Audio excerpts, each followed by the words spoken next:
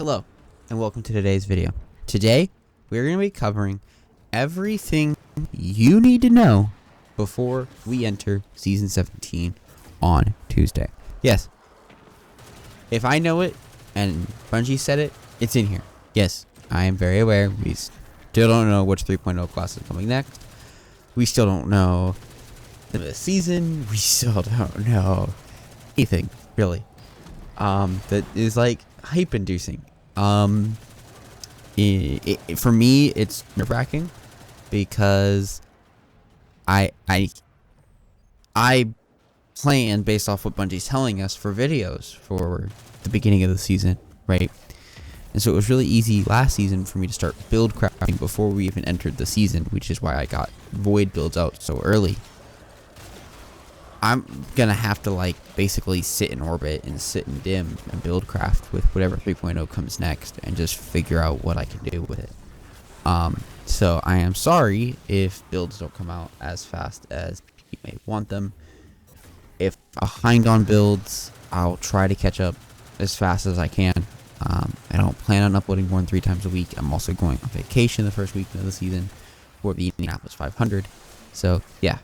It's going to be a busy first couple weeks of the season, but I will try to get as much of the content that I can out as fast as possible. With all that being said, let's hop into the things you need to know as you click enter on Season 17. Alright, so these are going to be in order from the first thing Bungie revealed to the most recent thing Bungie revealed coming in Season 17. So to start with, we are going to be getting a raid and dungeon rotator. What exactly is coming is this.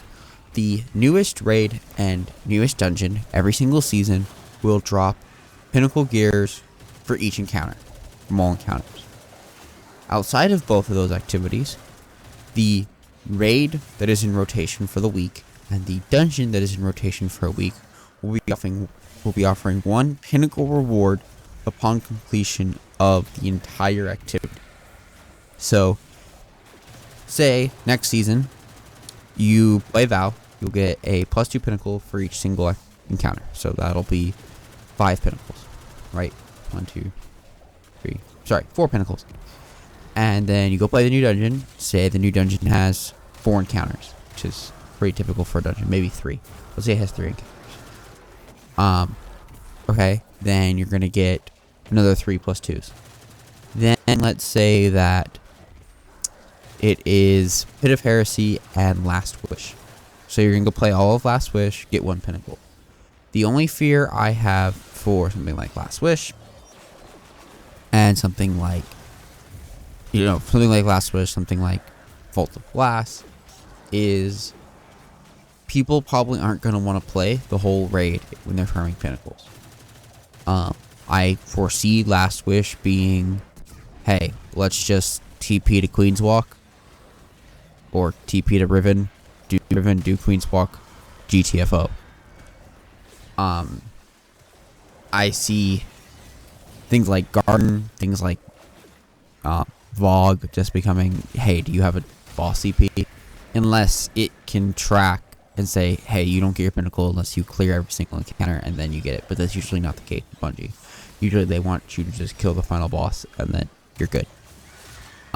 Which is kind of the case of how Grasp is right now. You don't even need to do the whole dungeon, and you can just find people just throwing out boss EPs for Grasp, and it's a pinnacle. So that's my only fear with that. However, there is something else coming with this, is that the raids and dungeons, well, I guess dungeons doesn't really matter because all the dungeons are farmable to begin with. But for the raid that is currently up in rotation for that week, it will be farmable. So all the encounter lockouts for that raid for the week will be completely removed. So if you really want to farm out some Last Wish guns, if you really want to farm out a couple of GOS guns, because there are a couple pretty good ones in there, I would highly recommend going and farming out while you can, right? The GOS bow is like the best kinetic bow in the game. The GOS auto is probably up there for auto rifles since it's void right now. It's one of the few void autos that can roll demo, which would be pretty huge with all power rounds starting next season. So yeah, there's a lot of good loot out there in the raids. Not as good as VOW or DSC necessarily, but both of them are pretty good raids loot wise. Alright, on to the next item. Alright, next up it's time for our series of important changes to the game sandbox wise.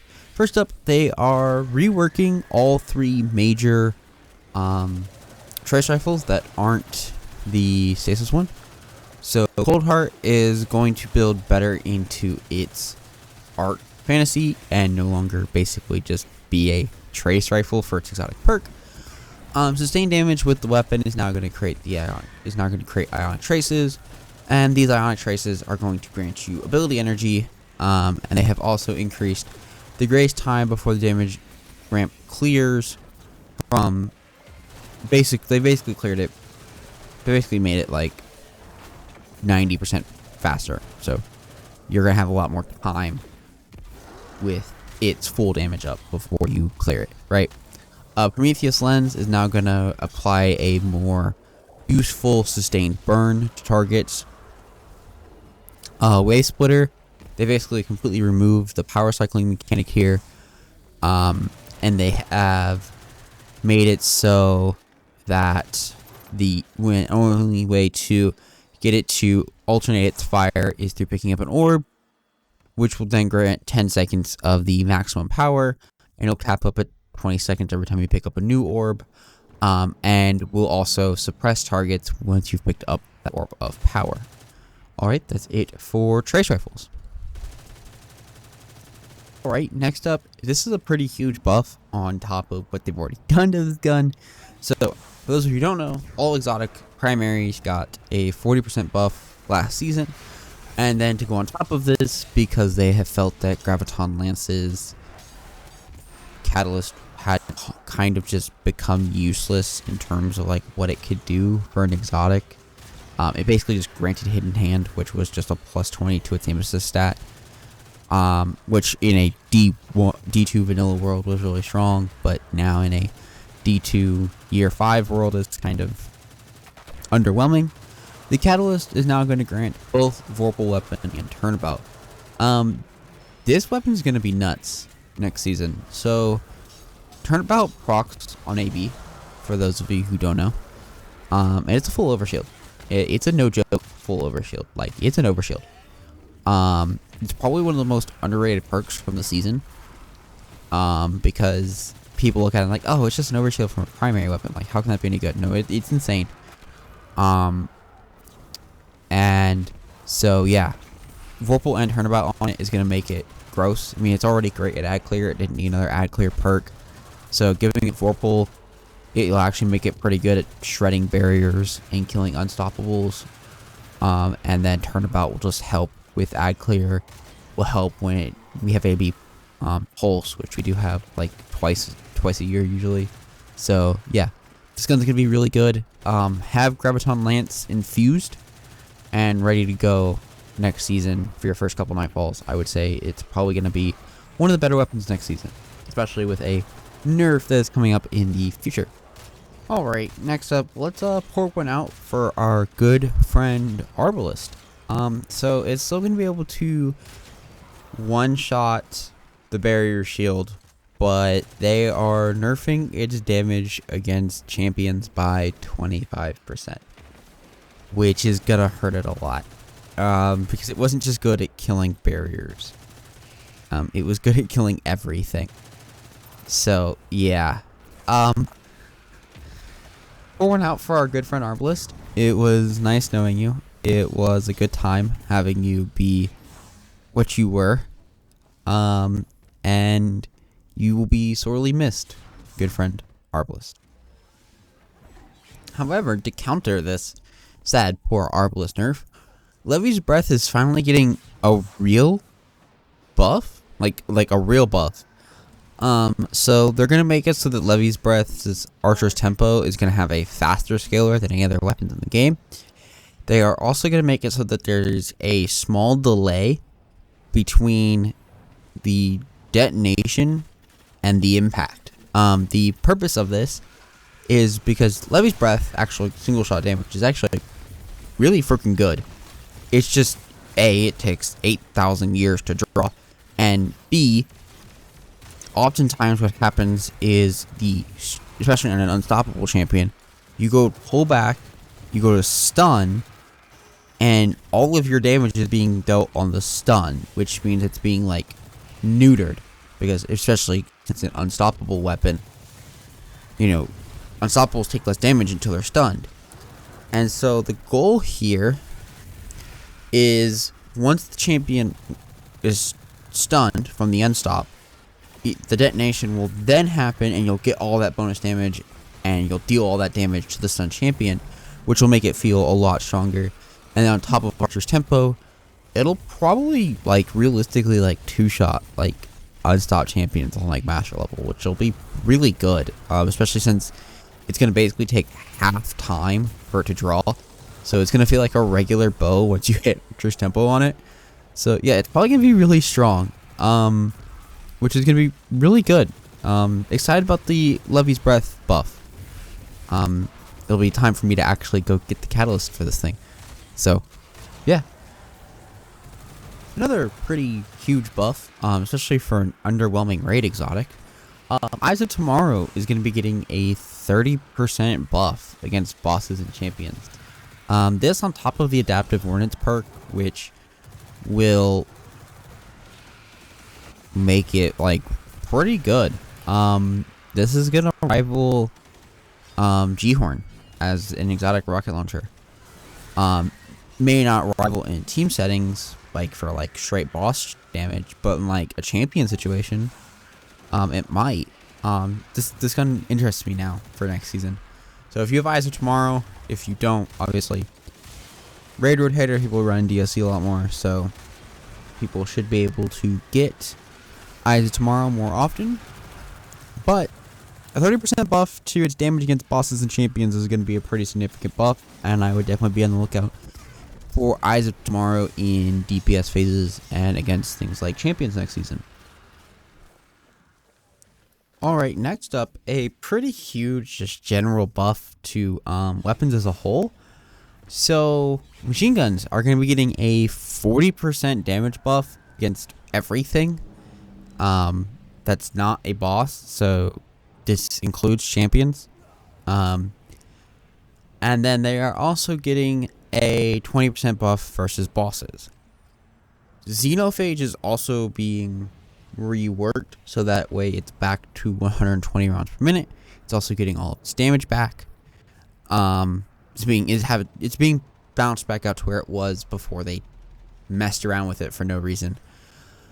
But it's also getting this 40% buff. However, it and Grand Overture do not get the buff that the other ones are getting versus bosses, which is a 20% buff versus bosses, which is a pretty significant buff. This on top of some of the like firing line machine guns should be some pretty solid machine gunnery out there. So I'd be on the lookout for machine guns next season, especially when you consider the fact that machine guns are really good when you're under light at clearing ads, and they kind of allow for double special usage if you have lead for gold specials, which will really help in like speedrunning GMs kind of. They're like really good at just mowing through enemies, and when they're doing that 40% faster, they're going to feel really good in that role. So I'd be on the lookout for heavy machine guns next season. Alright, we have two changes here. Both of these are PvP related, but I want to cover all the major things that you're going to notice when you play the game, and I do recommend PvE players at least dive their toe some into PvP. There is loot there that you should have. Obviously, you're going to play PvP for pinnacles, so yes, I would highly recommend PvE players do play a little bit of PvP. You don't have to get super serious with it. Not that you should get super serious with PvP. That's an entirely different point, though. But High energy fire, empowering rift, general global buffs that were right around 20-25% are being all brought into 15% against players. This will have no effect in PvE, so cool. Also, scavenger mods are going to be disabled in PvP. I do hope, because of this, that scav mods are reworked. Scav mods right now are ridiculously expensive. I understand that partially some of the changes there were to help PvE, but ammo shouldn't be something you nerf on the player. Being forced to run Aeons doesn't feel good. And that's kind of where we are when it comes to ammo in high-end content. And so, I would really like if scavs were back to where they were cost-wise. Maybe even potentially go back to scab stacking in PvE. If they can just be disabled in PvP, I don't know why this wasn't done 9+ months ago. But I would like to see maybe even go back to stacking scav mods in PvE. I wasn't one who stacked scav mods in PvE to begin with, but I would like to see scav mods A, be stackable, and B, scav mods be at a cost point where they don't feel like a punishment. Like shotgun scav should be like 2 points. Like, come on, why is it 4? So yes, I do hope that because of this change, PvE, maybe halfway through the season, or maybe next, or as we enter season 18, this change will happen where scav mods will be reduced back down in cost for PvE. Alright, now back into PvE stuff. This goes for all playlists, actually. All playlist weapons, beyond light and later, will now drop with the appropriate origin traits for both the playlist and their countries. This will be important in the future, and this will make you actually have to go regrind all your weapons, which kind of sucks, but there are a couple weapons out there that I could actually see their origin traits actually giving them a pretty big bonus. One of those being Third Axiom, one of those being the Gambit Scout Rifle. For those of you who don't know what the Gambit trait is, the Gambit trait lets your teammates see the invader once you shoot them with the gun.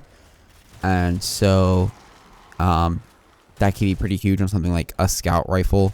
Right now it's on an auto rifle, which isn't great on perk, but you know. Also, every time you reset a rank, you're going to be able to get an extra perk.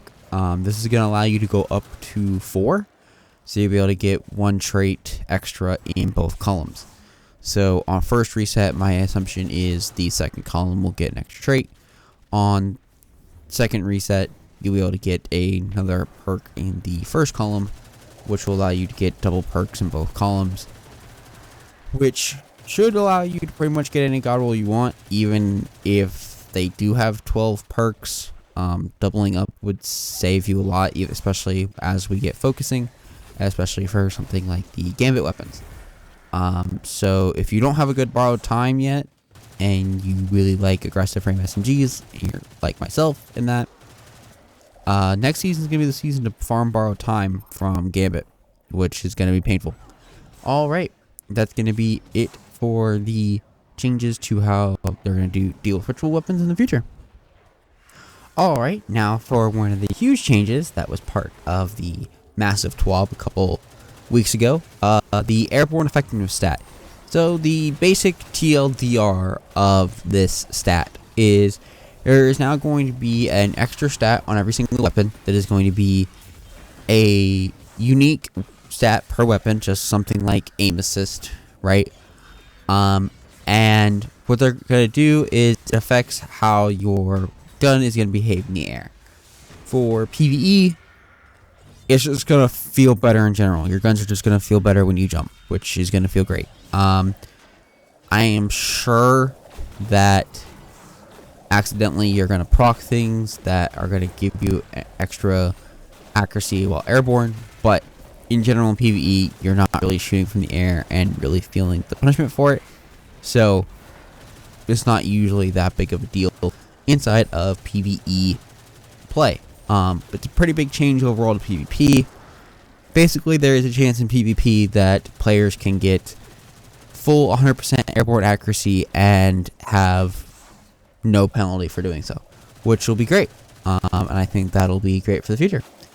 Alright, that is it for the Airborne Effectiveness stat.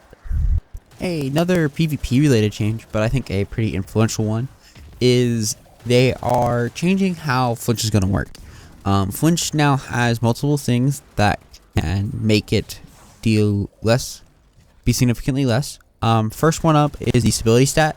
So all of your guns in PvE are just going to feel better, but in PvP, all of your guns should feel better as well, especially those of you who are used to higher stability guns.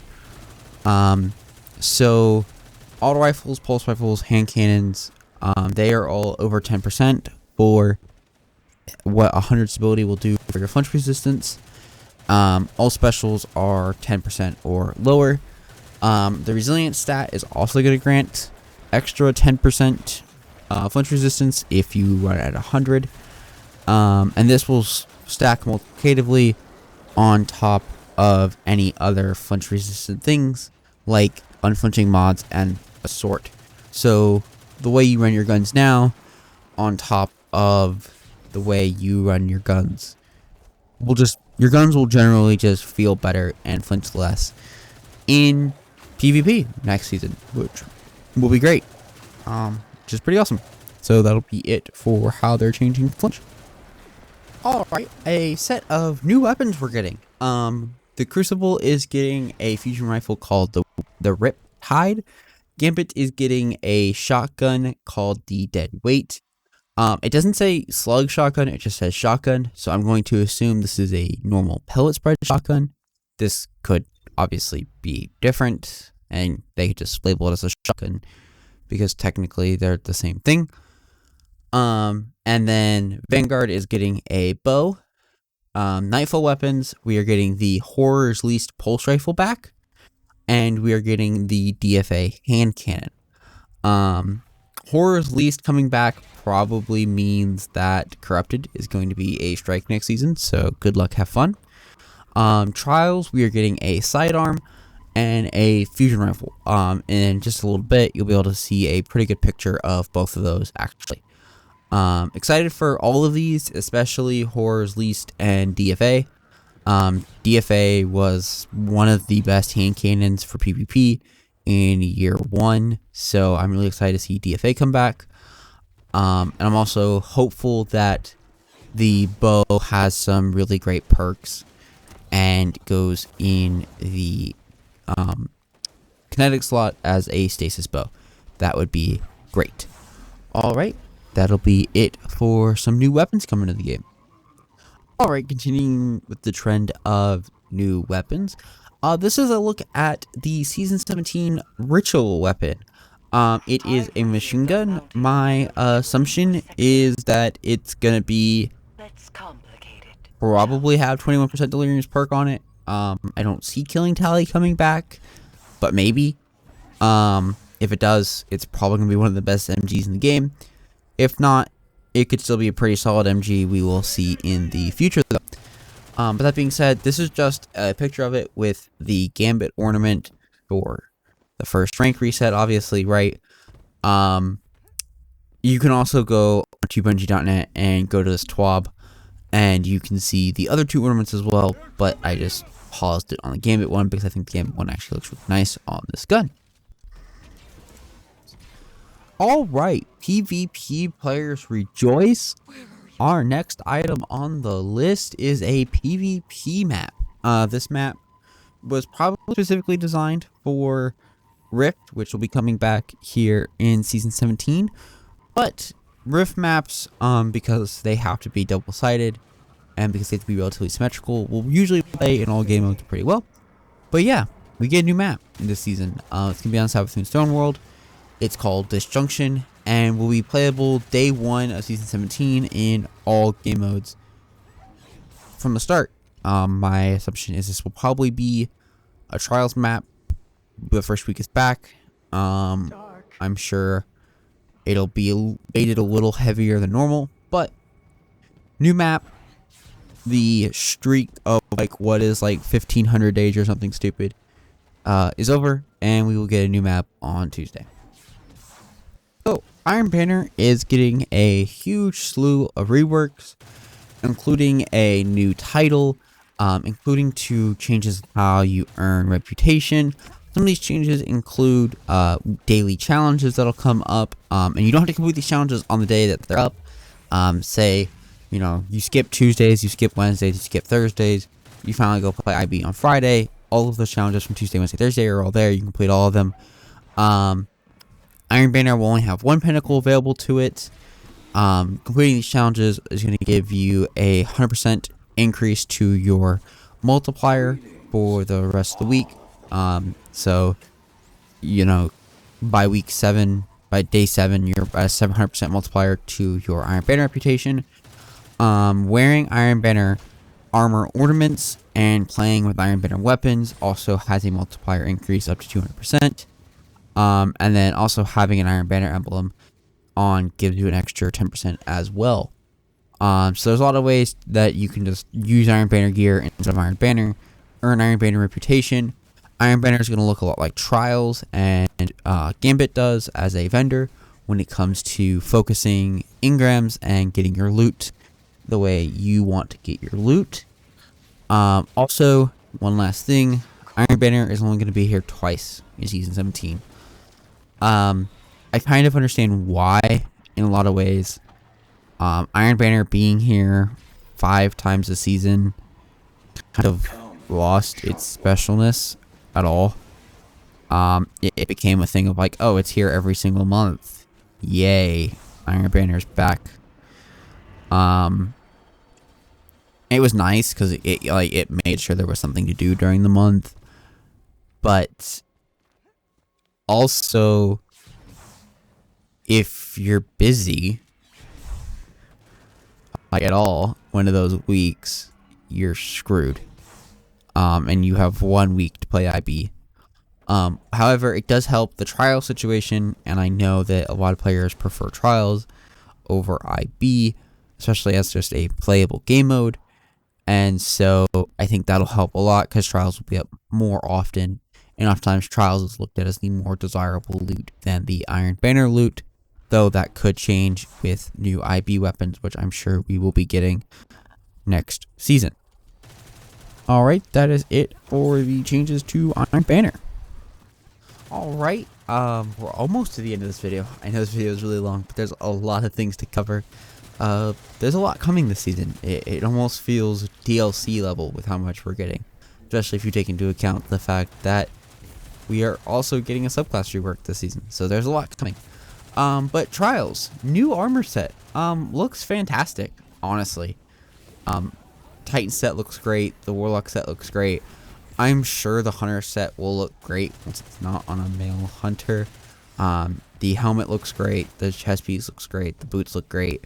The gloves are just wait until it's on a female Warlock, a female Hunter, and we will see. But yeah, the other 2 characters look great. Really excited about this Trials armor set. Definitely gonna have to grind it out. The Trials Ghost is also looking pretty cool there. And there's also a pretty good look at the new Trials Fusion and the new Trials Sidearm, both of which are looking great.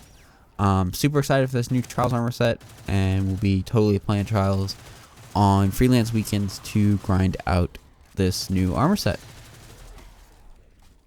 Alright, besides the whatever 3.0 we get, this is probably my most excited part for the new season. We get a new dungeon. Dungeons are my favorite content because I love solo vault. I first started with Pit of Heresy about a year ago, and I cannot say enough about how amazing of an experience it is to first complete a solo flawless, b the skill increase you get as a player from solo flawless in a dungeon is huge. But yeah, new dungeon will release the Friday after, so typical old raid. If you're like back to D1, early D2, Friday raid, a couple days after reset. Will launch at reset. Obviously has a new armor set per class. Is going to have 4 new legendary weapons, 2 reprised weapons, 1 exotic weapon. This is actually really neat. The dungeon is going to have its own exotic weapon. Currently, there's no dungeon in the game that has this. The exotic weapon will have its own catalyst, which is really cool. There will also be a ship or a sparrow. Not sure which one yet, but there'll be a ship or a sparrow. And 2 emblems. My guess is there is 1 emblem for the clear, and then 1 emblem for the solo flawless clear, which is the typical way they have the dungeon loot set up. Is there is a emblem for clearing it, and then an emblem for solo flawlessly clearing it, which is usually the cooler of the 2 emblems. Just look at Prophecy and Pit. Even Grasp, like Grasp solo flawless emblem is really cool, in my opinion. Alright. Also, for those of you who are interested in purchasing the dungeon and don't have the Digital Deluxe Edition, Digital Deluxe Edition will be 25% off starting Tuesday. And then also you can purchase a Witch Queen dungeon key for 2,000 silver per dungeon, so $20 per dungeon, which is pretty reasonable considering dungeons are a lot of work for the team. Alright, that is it for the new dungeon.